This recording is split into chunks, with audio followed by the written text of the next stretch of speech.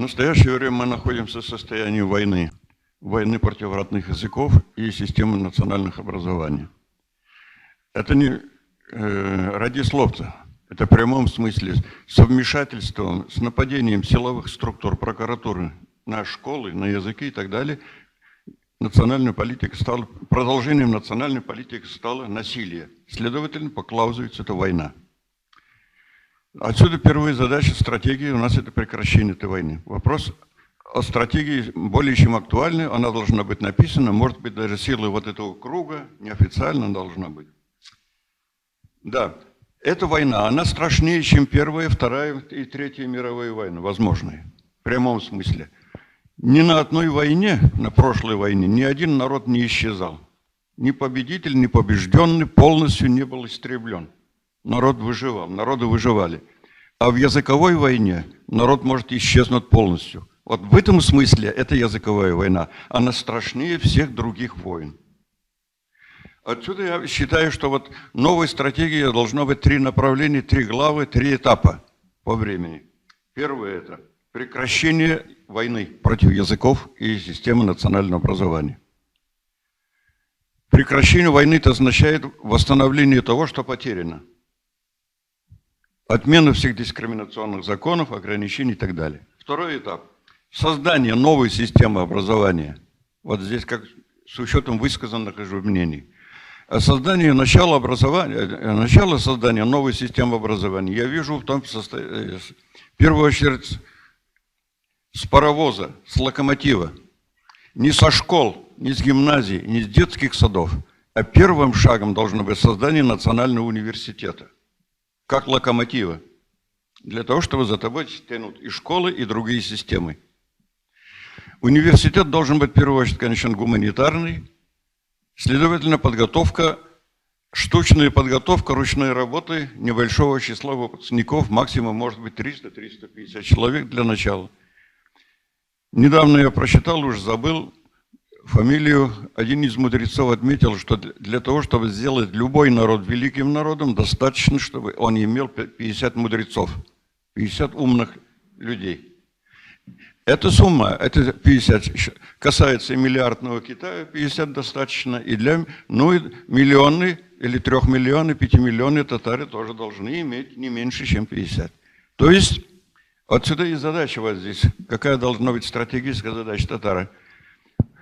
Процент, густота, плотность мудрости, ума, интеллекта, культуры у народа меньшего должно быть не меньше, чем у народа большего. Должно быть больше даже. Если мы, насколько мы уступаем по силе вот этих мудростей, то есть по численности другим народам, настолько же у нас должно быть гуще. Это качество интеллектуального развития. О том, что нужно сделать, что необходимо делать, это очень легко. Вот то, что я сказал, и что вы все перечислили, что нужно сделать для того, чтобы народ выжил. А как это сделать, вот это самый сложный. Да, я еще третий не сказал, этап. Итак, первый этап – это прекращение, добиться прекращения войны против языков и против наций. Второе – создание новой системы образования. Третье – стратегическая задача. Должна быть главная задача – обеспечить бессмертие татарской нации в таком историческом смысле, не вековом, не физическом смысле. В физическом смысле, когда и солнце погаснет, и земли не станет. Обеспечить бессмертие. Обеспечить бессмертие татарского народа я вижу в том, что вместе с этим вторым пунктом, национальным образованием, новой системой национального образования, сделать татарский язык языком науки, языком образования, высшего, гуманитарного, языком дипломатии, языком профессиональной культуры, языком экономики, языком управления государственными органами, местными и другими органами власти. То есть не только семейный язык. Вот на таком уровне. Вот такую стратегию, то есть чем больше ставишь задачу выше, тем больше возьмешь, прыгнешь планку. Если ставишь планку только на ГТО, намного не превысишь. Если ставишь планку на мастер спорта и ГТО, уже первый разряд возьмешь. Вот так должна быть, мне кажется, задача ставлена высокая. Так. Если уже несколько в философском плане, будущее человечества неизбежно это глобализация. Глобализация – это не заговор. Заговор может быть только отдельные проекты.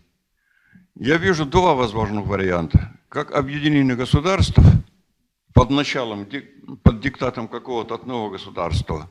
Это уже как мировой заговор, глобализация. И, естественно, образование единого человечества, начиная от родовых племен, все больше и больше, племена, роды, народы, союзы народов, государства, единое человечество возникнет. Но единое человечество, скорее всего, оно возникнет в конечном итоге не как союз государства под диктатом кого-либо, а как союз цивилизаций. Путем ликвидации граней государств, путем отмены государств. А вот здесь уже открывается перспектива для относительно малочисленных народов. Если новое человечество будет союзом цивилизаций. Вот поэтому наша забота, татарский народ был не только нация, а большая цивилизация, достойная войти своей культурой, своим языком, своей нравственностью в эту семью, эту народу. Но самое трудное, я повторяю, не то, что вот перечислить, что необходимо делать, это легко, а как это сделать. Нам придется и написать статью, и приступить к реализации абсолютно уникальных условиях. Я вижу три возможных условия. При сохранении нынешней погоды, политической, государственной политической погоды, при нынешней, это уже, вот как здесь сказано, тогда будем решать эти проблемы и усилиями татарстанских властей, российских властей, ну, исходя из сегодняшних возможностей.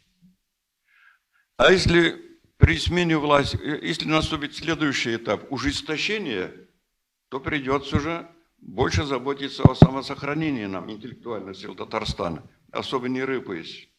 Сохранить себя, особенно молодые таланты, молодежь, и работать с народом, распространять идею. А если третий, погода уже изменится, как стихийное бедствие, крушение в будущем, в таком случае мы можем внезапно реализовать очень многие задачи, которые сегодня являются мечтой, если выживем. Так. А на сегодня, вот первый этап, что сегодняшние условия позволяет? Сегодня, на первом этапе, при сегодняшней политической погоде, что можем делать? Предстоят выборы. Почему бы вот на предвыборной кампании вот эти вопросы, которые мы сейчас ставим, не выносить на предвыборную подготовку кандидатам? Что ты там, сынок, или там дядя, или там тетка, намерен сделать, в отличие от предыдущих созывов, по защите интересов национальных республик, национальных меньшинств, культур и языков? Это обязательно требовать от каждого кандидата, и это мы должны работать среди народа, чтобы такие вопросы давать. Далее. Я считаю, что вот эти разговоры, которые проходят в таком узком кругу, как эссе современно выработать одну страницу рекомендаций, советов, мнений, и после каждого заседания направлять нашим первым трем лицам, президенту, премьер-министру и госсовету руководства. Как рекомендация интеллектуалов Татарстана, может быть, даже не называя вот это название круга, после каждого. Это тоже будет полезно. И приступить к написанию новой стратегии, не ожидая бюджетного обеспечения, самодеятельно, каждый свою может